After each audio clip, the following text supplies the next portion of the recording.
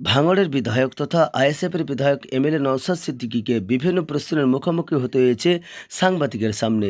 গত 20/4/2025 তারিখ বাঁকুড়া জেলার বিষ্ণুপুর বিধানসভার মরার 1 নম্বর ক্যাম্পে রোজভিলা ময়দানে ইন্ডিয়া সেকুলার ফ্রন্টের আয়োজনে 26,000 চাকরি বাতিল ও ওয়াকফ বিল প্রত্যাহারের দাবিতে এক প্রতিবাদী সভাতে এমএলএ নওশাদ সিদ্দিকীকে প্রধান অতিথি হিসাবে আনা হয়েছিল। তিনি এসেছিলেন এবং সবার শেষে বিভিন্ন প্রশ্নের মুখোমুখি হতে হয়েছিল।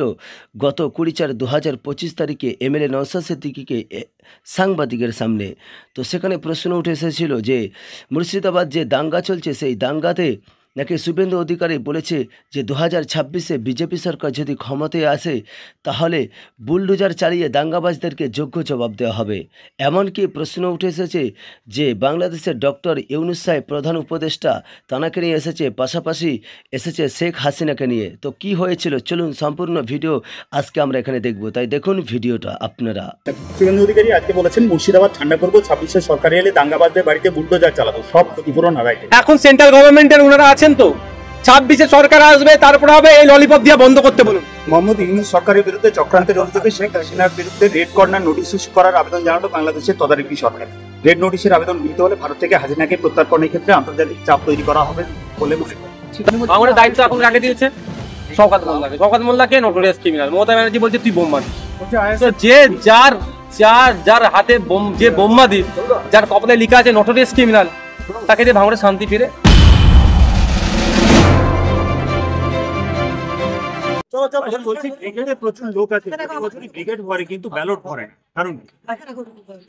দেখুন ব্যাপারটা হচ্ছে, আমি এটার সাথে সহমত হতে পারছি না।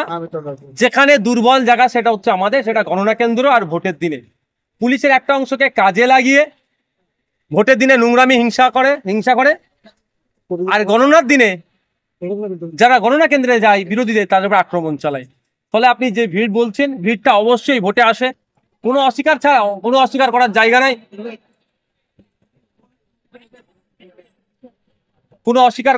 নাই, যারা এই ভয়ঙ্কর সিচুয়েশনে বাড়ি থেকে বার হলে তৃণমূল টার্গেট করছে, তাদের নামে মিথ্যা মামলা দিতে পারে, তাদেরকে মারধর করতে পারে, তাহলে এই ভয়ঙ্কর সিচুয়েশনে যারা রাস্তায় নেমেছে বা যারা ব্রিগেডে আসছেন তারা প্রত্যেকেই ভোট দেবেন। কিন্তু দুর্ভাগ্যের বিষয় আমরা তাদের ভোটটাকে সিকিউর করতে পারছি না, এটি আমাদের দুর্বলতা। আজকে বাংলাদেশ শ্রমিক সংগঠনের ব্রিগেড সামগ্রিকভাবে কি প্রতিক্রিয়া?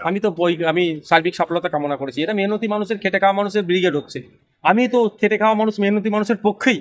আমরা শ্রমের যে মূল্যায়ন হচ্ছে না তার বিরুদ্ধে, আমরা শ্রমের মূল্যায়নের পক্ষে তো আমরা সফলতা কামনা করেছি। আইএসএফ এর ভাঙড়ের যে সভা, সেখানে পুলিশকে সেভাবে দেখানো গেলেও আজকে ভাঙড়ে তৃণমূলের সভায় পুলিশকে বাড়তি সক্রিয় হতে দেখা গেল, রাস্তায় নামতে দেখা গেল ভাঙড় ডিভিশনের ডিসি সৈকত ঘোষ। দেখো ডিসি স্যার বা এসি স্যার যারা আছেন, আমি বিতর্কে জড়াবো না, এতটুকুই বলবো। সেই শামসেরগঞ্জ থেকে শুরু করে জঙ্গিপুর থেকে শুরু করে যেখানে পুলিশকে সক্রিয় হওয়া দরকার সেখানে নিষ্ক্রিয়, আর যেখানে পুলিশকে স্বাভাবিক হওয়া দরকার সেখানে পুলিশ অতি সক্রিয়।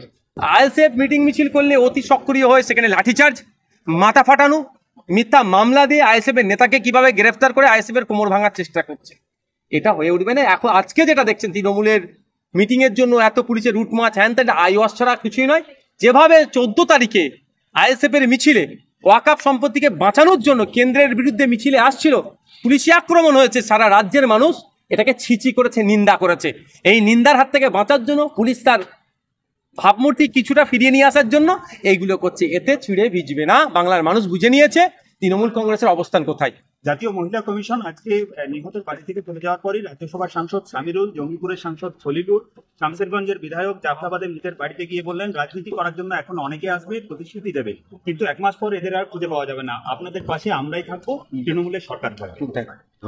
ব্যাপারটা হচ্ছে, আমি আপনাদের বলি, জাতীয় মহিলা কমিশনের যিনি এসেছেন, দুর্ভাগ্যের বিষয় আমাদের এবং আমাদের রাজ্যপাল যে আচরণটা করলেন আমাদের কাছে অত্যন্ত দুর্ভাগ্যজনক লাগলো। ওই দিনকে আরেকটি ছেলে পুলিশের গুলিতে মারা গিয়েছে, এই অভিযোগ। দুজন বাবা, পিতা পুত্র এবং আরেকটি ছেলে, 3 জনের ক্ষতিগ্রস্ত মারা গিয়েছে। উচিত ছিল, আমি উচিত না, আমি ওনাকে সাজেস্ট করছি, আমি ভেবেছিলাম যে প্রত্যেক যারা ক্ষতিগ্রস্ত হচ্ছে তাদের কাছে যাবে, কিন্তু দুর্ভাগ্যের বিষয় এখানেও যেন একটা জাতীয় মহিলা কমিশন বা রাজ্যপালের ভিজিটটাও যেন কোনো জায়গায় আমাদের একটা রাজনীতির ভিজিট দেখা হচ্ছে, এটা মোটেও কাঙ্ক্ষিত নয়।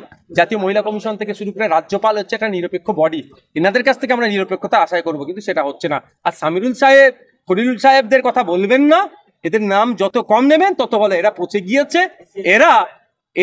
এদের দলের কর্মীরা একজন চেয়ারম্যান না কার ভিডিও তো ঘুরছিল দেখছিলাম, ওকে তো ইমিডিয়েট জিজ্ঞাসাবাদ করা দরকার, ওখানে উনি কি করছিলেন, কার সাথে ফোন করে কথা বলছিল, কল লিস্ট চেক করা দরকার, যে ওই ভূমিকা কি, যে শামশেরগঞ্জ বলুন আর ওই এলাকাটাতে যে সাম্প্রদায়িক সম্প্রীতি বিঘ্ন ঘটলো, অনেক মন্দির আক্রান্ত হয়েছে, মসজিদ আক্রান্ত হয়েছে, হিন্দু মুসলমান নির্বিশেষে তাদের বাড়ি ভাঙচুর হয়েছে, তাহলে এর মধ্যে রহস্যটা কি? এটা না বলে তারা এখানে এসে ক্ষততে মলম লাগাতে আসছে। জাফরাবাদী খুনের ঘটনায় আজকে চতুর্থ অভিযুক্ত হিসেবে জিয়াউল শেখ ধরা পড়ল। একদম একটানা ছাড় পাই, যারা মন্দিরে আক্রমণ করেছে, যারা মসজিদও আক্রমণ করেছে, একটানা ছাড় পাই। এবং সাথে সাথে ওই যে ছেলেটিকে অভিযোগ পুলিশের ছোড়াগুলিতে মৃত্যু হয়েছে, কার ছোড়াগুলিতে মৃত্যু হয়েছে সেটাও যেন খুঁজে বার করা হয়, তারও যেন তদন্ত এবং প্রকৃত দোষীও যেন শাস্তি পায়। কিন্তু তৃণমূল তো বারে বারে বলছিল যে এর পিছনে বাংলাদেশিরা রয়েছে, বহিরাগতরা রয়েছে, কিন্তু এখনো পর্যন্ত সেরকম তো বাংলাদেশি বা বহিরাগত তথ্য আসছে না। এটা বিজেপিও বলছিল, তো বিজেপি বলছিল, বলা বন্ধ করে দিয়েছে, তাহলে অমিত শাহজির দিকে প্রশ্ন চলে যাচ্ছে, সেন্ট্রাল ফোর্স অর্থাৎ বিএসএফ কি করছিল সে প্রশ্ন উঠে যেত। আর ইন্টারনাল সিকিউরিটি দেখার দায়িত্ব তো এইগুলো কিন্তু পুলিশের আইবি, তো তারা কি করছে, তারা আইএসএফ এর কোন নেতা কি করছে দেখে দেখে কার নামে মামলা দিতে হবে সেগুলো সাজাতে ব্যস্ত নাকি? জাফরাবাদে নিহতর বাড়িতে গিয়ে আজও ক্ষতিপূরণের কথা বলেছেন দুই সাংসদ এবং এক বিধায়ক, কিন্তু মৃত চন্দনের স্ত্রী এবং তার বোন বললেন যে মুখ্যমন্ত্রী দেওয়া ক্ষতিপূরণ তারা গ্রহণ করবেন না। শুনেন, ওই পরিবারটা বামপন্থী পরিবার, সিটটা সোজা আছে, ওরা বুঝিয়ে দিয়েছে এই 10 লাখ 20 লাখ নিয়ে তার ছেলে তার স্বামীর চলে যাওয়াতে, যা পরিবারের লোক চলে যাওয়াতে যে ক্ষতি হচ্ছে, ক্ষতিপূরণ টাকা দিয়ে আপনি ক্ষত চাপা দেওয়া যায় না। রাজ্য সরকারের ব্যর্থতার জন্য খুন হতে হয়েছে, যখন শাস্তি পাবে আমি মনে করছি তাদের ধারণা হতে পারে যে প্রকৃত যারা দোষী তাদেরকে শাস্তি দিলেই আসল ক্ষতিপূরণ হবে। ধুলিয়ান শামশেরগঞ্জে জনসংযোগের সমস্যা ছিল, স্বীকার করলেন জনপ্রতিনিধিদের কথা দূরে রাখুন, আমি এখন ওটা বলছি না, পরে বলবো। প্রশাসন কি করছিল, আইবি কি করছিল, যে এই ধরনের ঘটনা ঘটে যেতে পারে আগে থেকে জানতো না? আইবির কাজ কি, কোনো ঘটনা ঘটতে পারে সেই ঘটনাটা তাদেরকে আগে জানতে হবে, জেনে যাবে তারা, মানে জানার চেষ্টা করবে, আর যেটা পুলিশের ড্রেস পরে যারা পুলিশ থেকে তারা সেগুলোকে রেজিস্ট করবে, সেটাকে আটকাবে। ব্যর্থ হয়েছে দুদিন। শওকত বলল নওশাদরা বিজেপির মতো সাম্প্রদায়িক আর এদের অশান্তি পাকানোর চক্রান্ত আমরা ব্যর্থ। কে বলেছে? শওকত ওই নোটোরিয়াস ক্রিমিনাল যেটাকে ন্যাশনাল হিউম্যান রাইটস কমিশন বলেছে, মমতা ব্যানার্জি বলেছে তাকে তুই বোমা দিস? একটা শব্দ আমাদের বলুন, আমি তো এখানে প্রায় 1 ঘন্টা মতো বক্তব্য দিলাম, 1 ঘন্টার কাছাকাছি, একটা শব্দ সাম্প্রদায়িক শব্দ আমার কাছ থেকে পেয়েছে? 1 নম্বর কথা। দ্বিতীয় কথা হচ্ছে, আমি সত্যি বলছি এদের উত্তর আমি দিতে চাই না। শুভেন্দু অধিকারী বলছেন কেন্দ্রীয় সংস্থা এসে ছবি তুলে চলে গেলে হবে না, অ্যাকশন চাই। এতদিন পরে বুঝতে পেরেছে 2021-এর পোস্ট পোল ভায়োলেন্সের যারা যারা যুক্ত, এই শওকত মোল্লা এখনো জেলের বাইরে আছে কেন? শুভেন্দু অধিকারীর কাছ থেকে জানতে চাইছি। কেউ এমপি হয়ে চলে গেছে দিল্লিতে, তারা জেলের বাইরে আছে কেন এখন? কেন কেন্দ্রীয় human rights, central human rights commission তো, ন্যাশনাল হিউম্যান রাইটস কমিশন তো এসেছিল, তারা যাদেরকে নোটোরিয়াস ক্রিমিনাল বলে সার্টিফাইড করলো, তারা এখনো বাইরে আছে কেন? শুভেন্দু বাবুকে কিন্তু আগামী দিনে জবাব দিতে হবে, সেই জন্য শুভেন্দু বাবু এখন থেকেই সেফ জোনে চলে যাচ্ছেন। শুভেন্দু অধিকারী আজকে বলেছেন মুর্শিদাবাদ ঠান্ডা করবো, 26-এ সরকারে এলে দাঙ্গাবাজদের বাড়িতে বুলডোজার চালাবো, সব ক্ষতিপূরণ আদায়। এখন সেন্ট্রাল গভর্নমেন্টের ওনারা আছেন তো, 26-এ সরকার আসবে, তারপরে হবে এই ললিপপ দিয়ে বন্ধ করতে বলুন। 2021-এর পর থেকে, 2021-এর আগে থেকে এই ললিপপ দিয়ে যাচ্ছে বাংলার মানুষকে। এখন যে ক্ষমতা আছে সেই ক্ষমতাটা সঠিক ব্যবহার করুন না। আমাদের বাড়ির মেয়ে তো তিলোত্তমা, তাকে ডাকাত খুন করে ধর্ষণ করানো হলো। যারা যুক্ত এর সাথে সিসিটিভিতে প্রায় 54-55 জন ওই সময় যাতায়াত করেছে, তাদেরকে অ্যারেস্ট করে জেলের মধ্যে রেখে তাদেরকে জিজ্ঞাসাবাদ করে তাদের শাস্তির ব্যবস্থা করছে না কেন? সব 26-এর গল্প শোনালে হবে? সবসময় ভোটের গল্প? যে দিকে শামশেরগঞ্জে হিন্দু মুসলমান আক্রান্ত হচ্ছে, উনি 26-এ এসে বিচার করবে। এখন তো সেন্ট্রাল গভর্নমেন্ট আপনারা চালাচ্ছেন, তাহলে কি করছেন আপনারা? রাজ্যবাসীর প্রতি শান্তি বজায় রাখার আবেদন জানালেন মুখ্যমন্ত্রী মমতা বন্দ্যোপাধ্যায়। মুর্শিদাবাদে অশান্তি নিয়ে রাজ্যবাসীকে খোলা চিঠি মুখ্যমন্ত্রী। আমরাও চাইছি শান্তি বজায় রাখুক, কিন্তু যাদের দ্বারাই অশান্তি হচ্ছে তাদের বিরুদ্ধে মুখ্যমন্ত্রী ব্যবস্থা গ্রহণ করছেন এই শুভেন্দু অধিকারী। মুসলমানদেরকে রাত দিন সকাল বিকাল উঠতে বসতে গালাগালি করছে, জাত তুলে এই কৌস্তব বাগচি। মুসলিমদের ধর্মীয় পরিচয় লেবাসের উপরে গালাগালি করছে। সুকান্ত মজুমদাররা, দিলীপ ঘোষেরা অস্ত্র রাখার নিদান দিচ্ছে। এই একজন ভদ্রমহিলা কদিন আগে রাস্তায় নেবে 5 মিনিটের মধ্যে পুলিশ সরে গেলে মুসলমানদের দেখে নেবে বলেছে, তার বিরুদ্ধে ব্যবস্থা গ্রহণ করছে। এই কথাই অন্য কোনো যদি কেউ ধর্মের মানুষ বলতো কি অবস্থা করতো? তো এইগুলোর বিরুদ্ধে ব্যবস্থা নিচ্ছে না, শান্তির কথা বলছে। ও কাকে শান্তির কথা বার্তা দিচ্ছেন একটু বোঝান তো। এরা লাগাতার অশান্তির কথা বলে যাবে, এদের কথাতে সাম্প্রদায়িক দাঙ্গা লেগে যেতে পারে। আমি তো মনে করি যে ঘটনা ঘটেছে এদের দায়ী হওয়া, দায়ী করা দরকার এদেরকে, এদের উত্তেজনামূলক কথা বলার জন্য। তো এদেরকে ছাড় দেবেন আর শান্তির বার্তা দেবেন? শান্তির বার্তা আমিও তো দিচ্ছি, কিন্তু যারা অশান্তির কথা বলছে, যাদের কথাতে অশান্তি লেগে যেতে পারে, তাদের বিরুদ্ধে ব্যবস্থা গ্রহণ করলে সত্যিকারের ভাববো যে মুখ্যমন্ত্রী আমাদের রাজ্যের জন্য শান্তি চাইছেন। আজ থেকে দেশ জুড়ে ওয়াকফ নিয়ে বিরোধিতা সামাল দিতে পাল্টা প্রচারের নামছে বিজেপি। ওয়াকফ আইনের মাধ্যমে কিভাবে প্রান্তিক মুসলিমদের স্বার্থ সুরক্ষিত হবে সেই বিষয়টি তুলে ধরা হবে প্রচারে। দেখুন, আমরা তো বারবার বলছি বিজেপি মানুষের উপকার করবে, এটা হচ্ছে আকাশ কুসুম। শুধু হিন্দুদের কথা, মুসলমানদের কথা বলছি না, মানুষের ওরা উপকার করে না, ওরা শিল্পপতি পুঁজিপতিদের উপকার করে। ধুলিয়ান শামশেরগঞ্জের ভাঙচুরের ঘটনায়, হামলার ঘটনায় কেন সব ক্ষেত্রে দেখা যাচ্ছে কম বয়সীরা যুক্ত? আমি তো বারবার বলছি রাজ্য সরকার ব্যর্থ হচ্ছে হামলা আটকাতে, 1 নম্বর। দ্বিতীয় কথা হচ্ছে এদের ব্যবহার করছে কেন, ইন্টেলিজেন্স তো লাগানো দরকার, এখানে তো ইন্টেলিজেন্স যে কেন তাহলে হালকা বয়সী ছেলেদেরকে এগিয়ে দিচ্ছে। কার কি এই প্রবণতা কেন? চাকরি আছে রাজ্যে, কর্মসংস্থান আছে, হাতে টাকা নেই, হয়তো সেই জুসু একটা কাজে লাগাচ্ছে, হাতে কিছু টাকা ঢুকিয়ে দিচ্ছে যে হিংসা করে নিতে বলছি। ফিউচার কি হবে তাদের হোস নেই, কারণ ফিউচার চাকরি নেই। 10 লক্ষ শিক্ষিত ছেলেমেয়েরা বিএড করে বসে আছে, চাকরি নেই। 2017-তে লাস্ট এসএসসি নোটিফিকেশন, আর হয়নি।